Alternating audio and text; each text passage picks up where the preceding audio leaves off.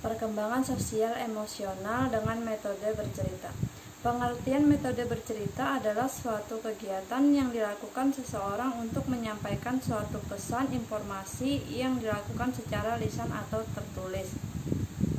Tujuan metode bercerita ada 6, yaitu 1. Mengembangkan kemampuan berbahasanya, 2. Mengembangkan kemampuan berpikirnya, 3. Menanamkan pesan-pesan moral, 4. Mengembangkan kepekaan sosial emosional anak, 5. Melatih daya ingat atau memori anak, 6. Mengembangkan potensi kreatif anak. Bentuk-bentuk metode bercerita. 1. Bercerita tanpa alat peraga adalah kegiatan bercerita yang dilakukan oleh guru tanpa menggunakan media atau alat peraga yang bisa diperlihatkan pada anak. Kelebihan bercerita tanpa alat peraga ada: 1. Melatih anak untuk memfokuskan perhatian atau konsentrasi, 2. Melatih anak untuk menjadi pendengar yang baik, 3. Mengembangkan fantasi anak terhadap hal yang tidak nyata, 4. Mengembangkan kemampuan mengingat anak terhadap hal tertentu yang disampaikan melalui tuturan secara lisan. Kekurangan bercerita tanpa alat peraga ada: 1. Guru terkadang enggan untuk berekspresi dengan sebaik-baiknya karena rasa malu sehingga mempengaruhi fantasi anak. 2. Terkadang anak merasa jenuh untuk duduk sejenak karena tidak ada media. 3. Anak akan pasif menahan banyak hal yang ingin ia ketahui untuk ditanyakan ketika guru bercerita. 4. Dengan tidak adanya media atau alat peraga, tentunya cerita terkesan menjadi terlalu verbal. Langkah-langkah pelaksanaan metode bercerita tanpa alat peraga. 1.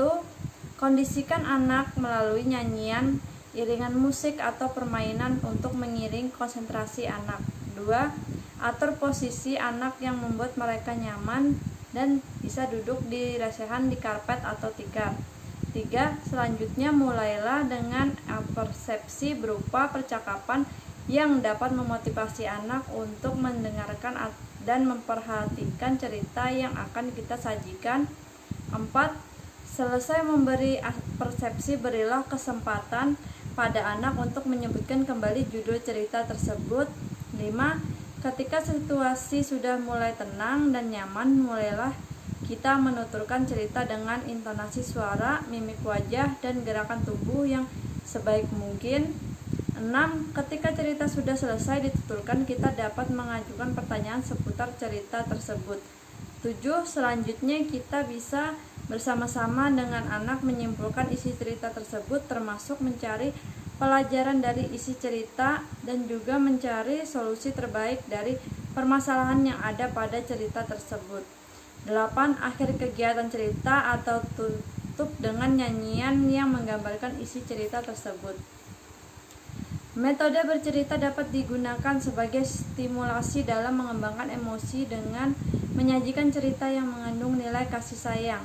Untuk mengembangkan aspek sosial emosi anak usia 3-4 tahun dengan metode bercerita dapat dilakukan dengan teknik-teknik berikut.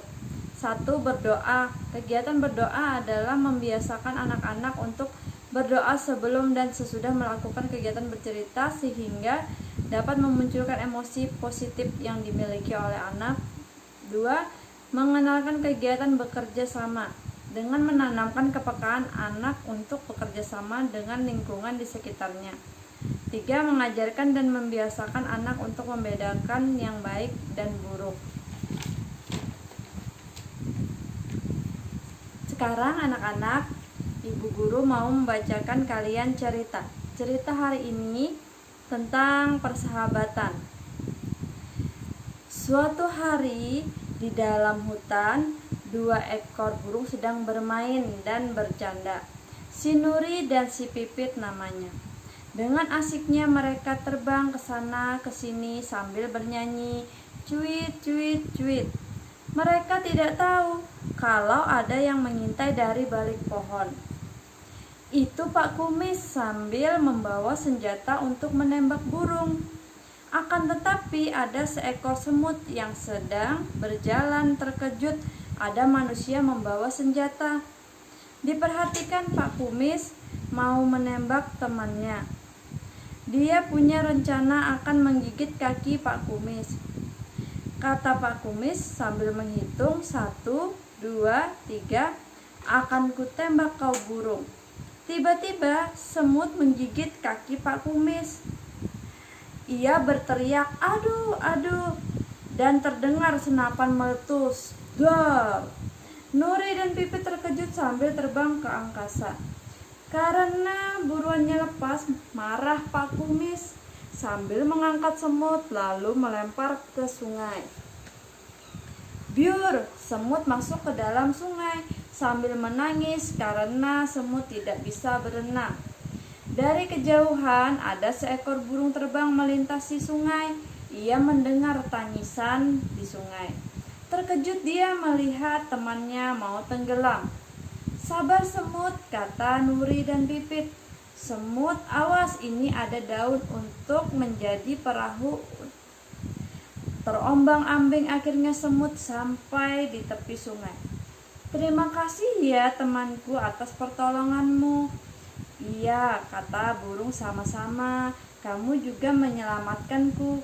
Akhirnya mereka saling bersalaman dan berpelukan. Jadi anak-anak, cerita ini mengajarkan kalian tentang hal baik. Sesama teman harus saling tolong-menolong. Cukup sekian cerita dari Ibu Guru hari ini. Terima kasih sudah mendengarkannya.